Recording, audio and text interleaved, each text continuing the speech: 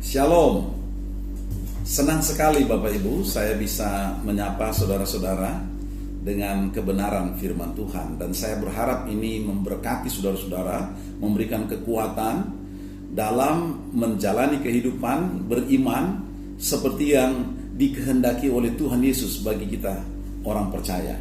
Saya memulai dengan membaca dari Ibrani pasal 10 ayatnya yang ke-23 yang demikian bunyinya.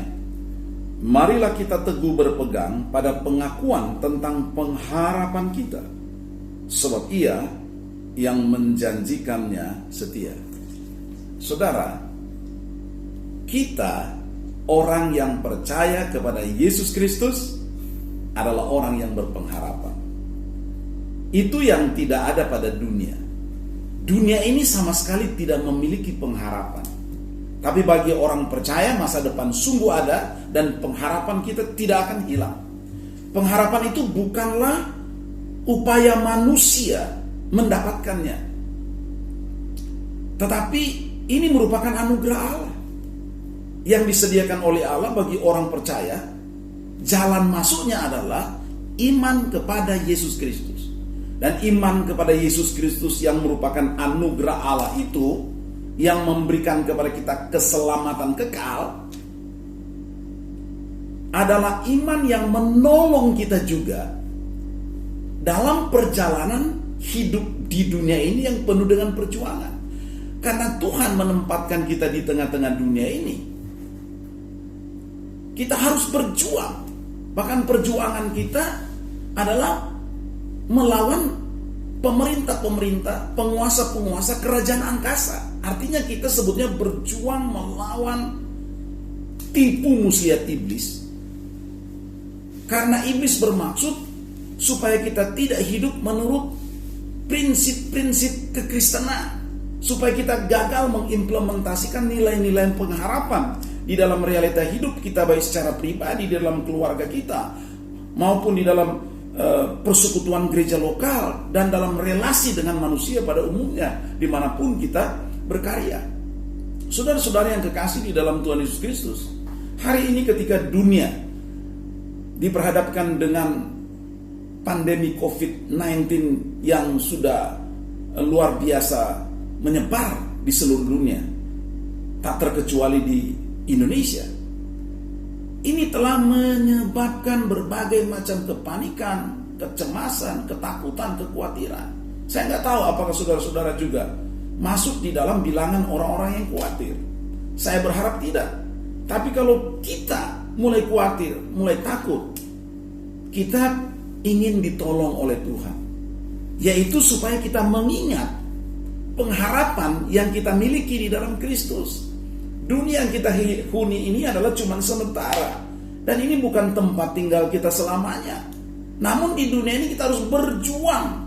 Dan dalam perjuangan ini kita memiliki modal, energi yang kuat untuk menghadapi segala macam tantangan dan dijamin kemenangan. Karena apa?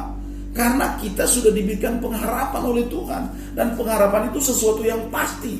Karena di sini dikatakan, Ia yang menjanjikan, Allah yang menjanjikan, itu setia. Bahkan dalam kadangkala kita nggak setia sama Tuhan, Tuhan tetap setia. Ia mau supaya kita bertumbuh di dalam kebenaran di tengah realita sulit, supaya jangan kita ikut arus dunia ini, menyikapi persoalan dengan cara dunia.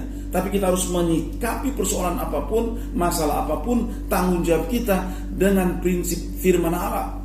Pengharapan itu sama dengan kita menghadirkan kekekalan di dalam realita kekinian. Supaya dalam perjuangan kekinian ini kita berjuang dengan prinsip-prinsip yang benar dan kita tidak kompromi dengan dosa. Kita jijik terhadap ketidakbenaran, kita menolak ketidakadilan, dan kita menjalani semuanya itu dengan bergantung penuh kepada Tuhan. Itulah orang yang berpengharapan. Saudara-saudara yang kekasih di dalam Tuhan Yesus Kristus, Yesus yang sudah menjanjikan pengharapan yang luar biasa itu untuk menerima bagian yang tidak dapat cemar, yang tidak dapat layu, yang tersimpan di sorga, yang tidak dapat binasa. Seperti yang dikatakan oleh di dalam surat Petrus, Yesus berjanji menyertai kita. Apa Aku sekali-kali tidak akan membiarkan engkau, dan aku sekali-kali tidak akan meninggalkan engkau. Yesus adalah pengharapan kita. Kita memiliki pengharapan yang pasti. Sehingga walaupun dunia goncang, kita tidak takut, kita enggak khawatir, kita tetap percaya pada pemeliharaan Allah.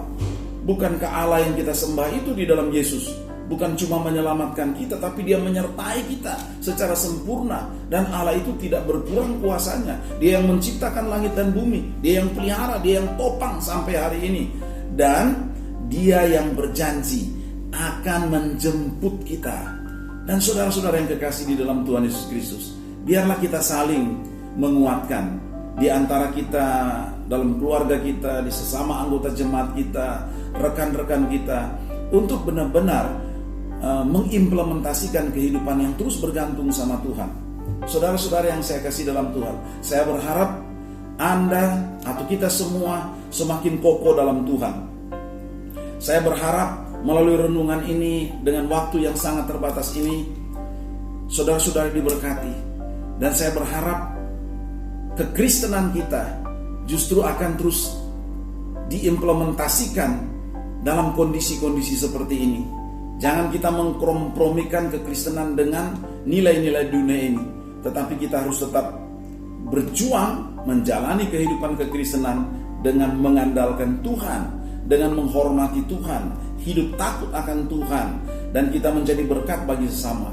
Kalau ada berkat secara jasmani, berbagilah kepada orang-orang yang sulit. Itu adalah bagian yang tidak dapat dipisahkan dari kehidupan orang Kristen yang beriman, yang sungguh-sungguh percaya kepada Tuhan Yesus Kristus. Semoga apa yang saya sampaikan hari ini memberkati kita semua. Terpujilah Tuhan Yesus Kristus. Haleluya. Amin.